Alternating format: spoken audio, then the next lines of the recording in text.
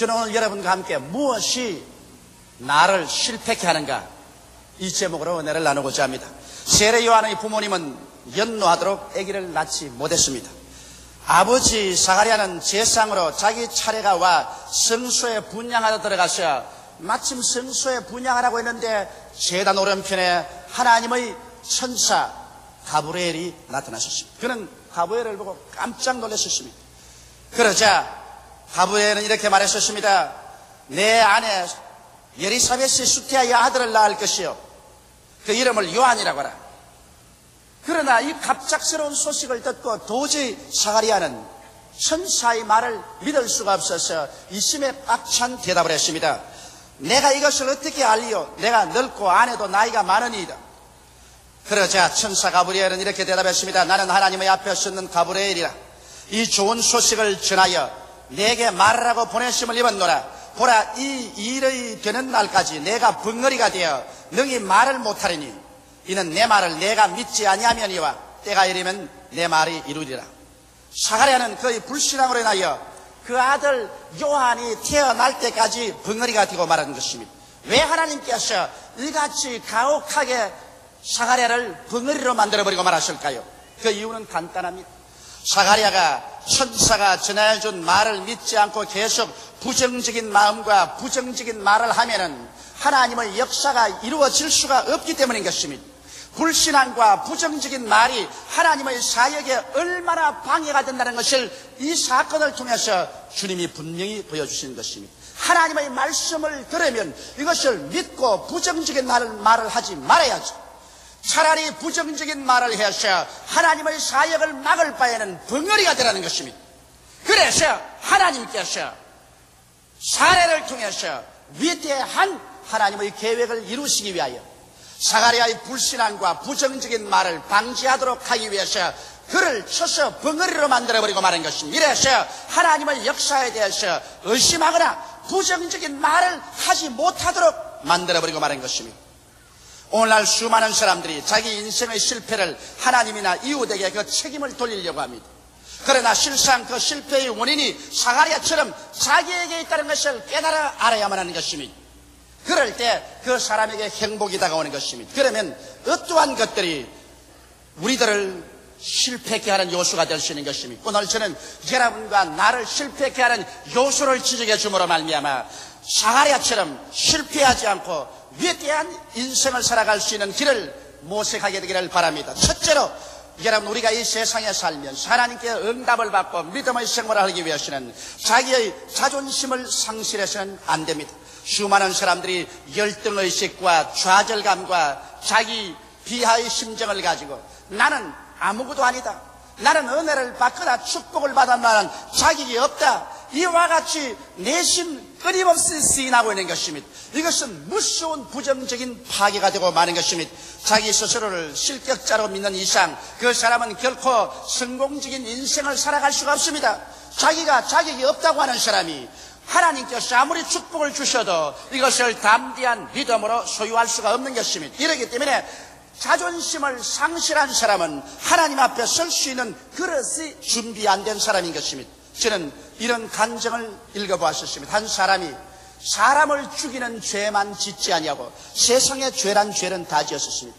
그러고 난 다음 나이가 50쯤에 되고 보니 이 죄는 지쳤습니다. 면도할 때 자기 얼굴을 거울 속에 들어보면 미운 생각밖에 없습니다. 야, 이 못난 자야, 이 죄인아, 이 더러운 녀석아, 너는 인생을 행복하게 살아갈 자격이 없다. 그래서 열등의식과 좌절감과 자존심을 전혀 상실한 생활 속에서 살기 때문에 말도 행동도 거칠고 세련되지 못했었습니다. 아내에게 멸시를 당하고 자식들에게 존경을 받지 못했었습니다. 그가 회사 생활에도 승진하지 못하고 언제나 말단에는 머물러 있었습니다. 그러다가 한 번은 교회 출석해서 목사님의 설교를 듣고 난 다음 크게 깨달은 바가 있었습니다. 하나님께서는 죄를 짓고 불의하고 추악하며 버림을 받아야 마땅한 사람들을 죄 있는 그대로 못난 그대로 빈손돈 그대로 주님 앞에 나오면 십자가의 보혈로 씻어주시고 성령으로 인을 쳐주시고 하나님의 자녀로 만들어서 하늘과 땅을 상속으로 받을 후사로 만들어준다는 말을 듣고 그 마음속에 깊이 충격을 느끼고 그런 하나님께 엎드려 통회하고 자복했습니다. 자기의 죄를 다 고백하고 용서를 받고 난 다음에 그 다음 자기는 하나님 앞에서 하나님 내 자신을 내가 용서해 줍니다. 나는 나를 미워했습니다. 나를 멸시했습니다. 나를 천대했습니다. 그러나 이제부터는 내가 하나님의 아들이 되었으므로 내가 나를 사랑하고 나를 존경합니다. 그렇기 때문에 나는 이제 존경받을 만한 사람이 되었으므로 말도 존경받을 만한 말을 하고 행동도 그렇게 하겠습니다. 그래서 그의 생애가 그리스도 안에서 완전히 변화되어 자기 스스로를 존경할 수 있는 자가 되어서 그런 말과 행동을 하자 얼마 있지 않아야 자기 아내에게 존경을 받고 자녀들에게 수왕을 받게 되었습니다. 직장에서도 사람들이 다 그를 존경하게 되고 그의 지위가 향상되고 축복받은 삶을 살게 됐다는 그와 같은 간증을 적은 것을 읽어봤습니다. 여러분, 오늘 우리들은 하나님의 아들로서 우리 마음속에 스스로 자존심을 갖지 않으면 안 되는 것입니다. 나는 못났다. 나 같은 사람은 버림받을 존재다. 나는 스스로 미워한다. 이와 같은 열등의식과 자기 혐오와 자기 조소를 가지고 있는 사람은 어떠한 사람도 도와줄 수도 없고 축복을 해줄 수도 없는 것입니다. 이렇기 때문에 오늘 우리 모두 한 사람 한 사람이 하나님 앞에 나와서 예수 그리스도의 십자가를 통하여 옛사람은 벗어버리고 새 사람을 입어서 스스로를 존경할 수 있는 사람이 될 수 있는 것입니다. 하나님께서는 수고하고 무거운 짐진 자는 다 내게로 오라. 내가 너를 쉬게 하겠다고 말한 것입니다. 자기 열등의식과 좌절감의 수고하고 무거운 짐을 짊어지고 자기를 조수하고 자기를 비난하며 사는 인생들이 십자가 밑에 와서 죄를 고백하고 예수를 구주로 모실 때 하나님께서는 그 사람에게 값없이 죄사함을 주시고 의롭다함을 주시고 하나님의 자녀가 되게 만들어주는 것입니다. 한번 생각해 보십시오.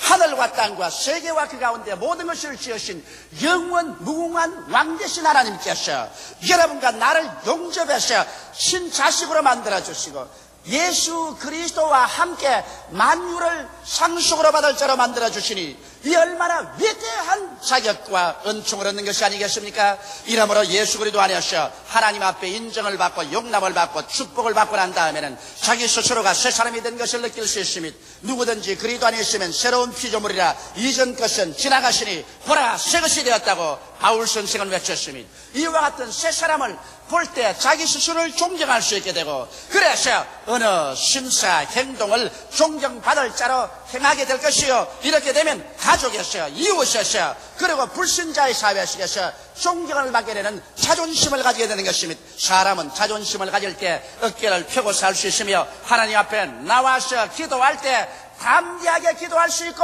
또 믿음의 역사가 일어날 수 있는 것입니다. 이러므로 오늘 우리를 실패케 하는 것은 자존심을 상실할 때 실패케 하는 것입니다. 우리의 자존심은 예수 앞에 나와서 회개하고 하나님을 아버지로 섬기고 성령으로 충만하고 말씀에 서서 살게 될 때 하나님이 주시는 위대한 자존심을 얻을 수가 있고 회복할 수가 있는 것입니다.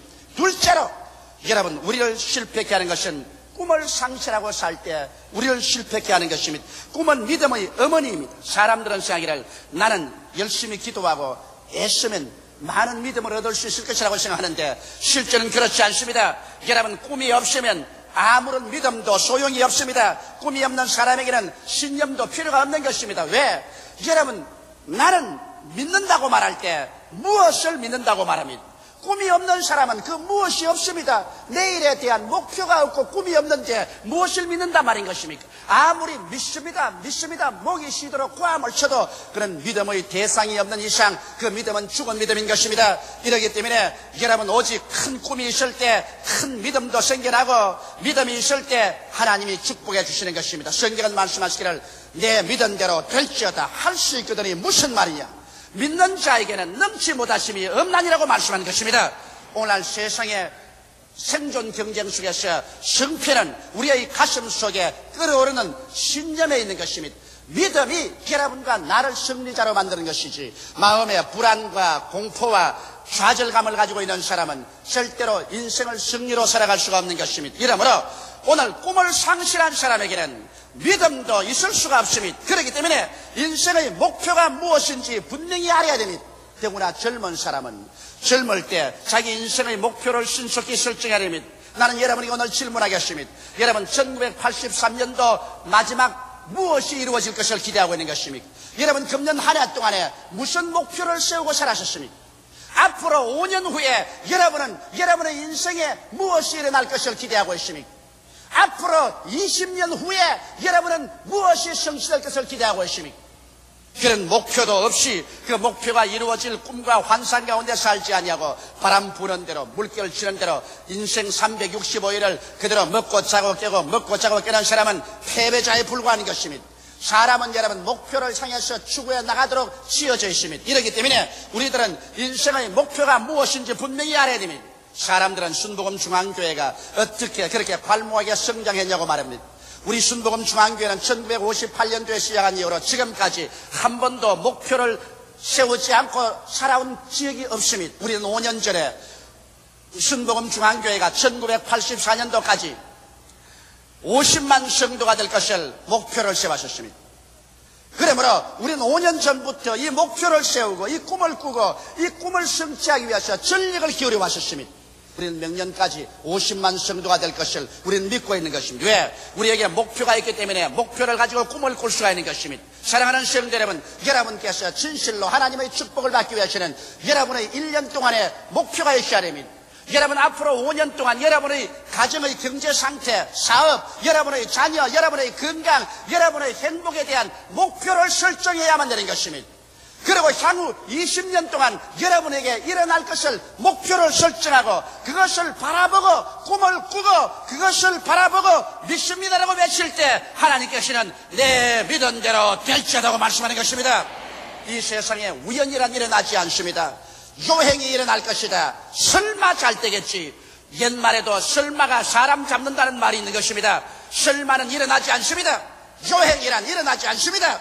여러분께서 목표를 설정하고 꿈을 가지고서 그 목표가 이루어진 모습을 바라보고 거기에 취해서 전력을 기울일 때 하나님께서 함께 역사해 주는 것입니다. 성경은 밝히 말씀하기를 믿음은 바라는 것의 실상이라고 말한 것입니다. 바라는 것, 그 목표가 분명하지 아니하면 믿음은 실상이 없습니다. 믿음은 그것은 죽은 믿음이 되고 마는 것입니다. 이러므로 목표와 꿈이 없는 믿습니다를 하지 않고 끊임없이 꿈을 가지는 여러분이 될 때 여러분은 그 꿈을 통해서 위대한 인생을 살게 되는 것입니다. 꿈이 없는 개인, 꿈이 없는 청년, 대학생, 꿈이 없는 민족은 망하고 마는 것입니다. 이러므로 여러분께서 성공적인 인생을 살기 위해서는 하나님 앞에서 말씀을 통하여 성령의 은혜를 통하여 기도하는 가운데서 1년의 꿈을 5년의 꿈을 20년 후의 꿈을 가지게 되시기를 주의 이름으로 축원합니다.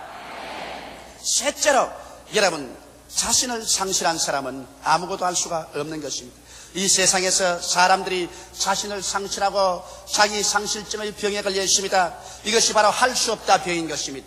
할 수 없다 병에 걸린 사람은 정신적인 죽음에 이르는 병에 걸린 사람인 것입니다. 그 때문에 하나님은 세례 요한의 아버지 사가랴가 나이 늙어 아들을 낳을 수가 없다는 할 수 없다 병에 걸린 것을 보고 할 수 없다 병을 입으로 말하지 못하게 하려고 입을 쳐서 벙어리로 만들어버리고 마는 것입니다.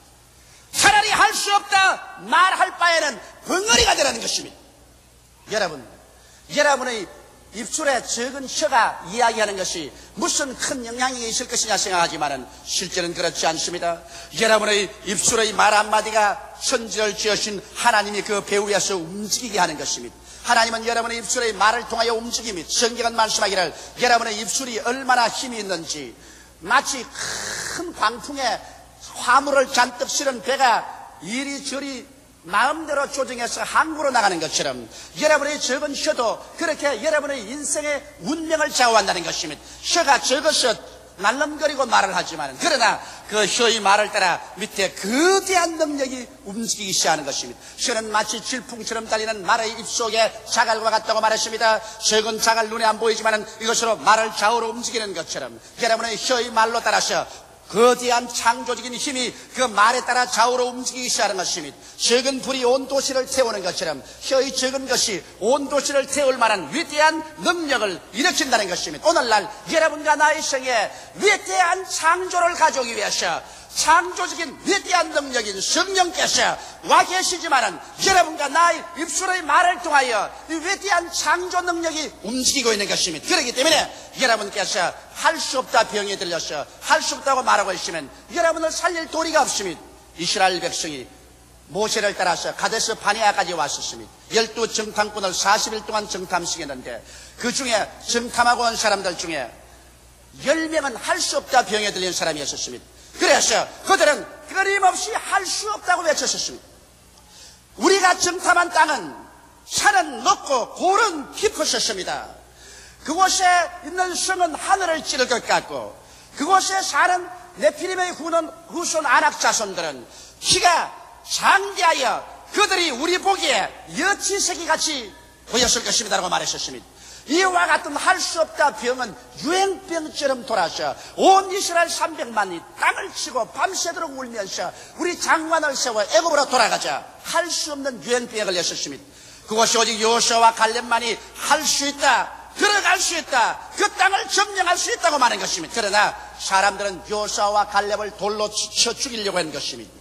그러자 하나님께서 분노하셔서 나타나셔 열정탐꾼을 그 자리에서 죽이고 300만 이스라엘 백성을 저 광야로 회진시켜서 그들이 할 수 없다는 사람들이 모두 다 죽어 벙어리가 될 때까지 주님은 40년 동안 광야를 배회시키셨습니다.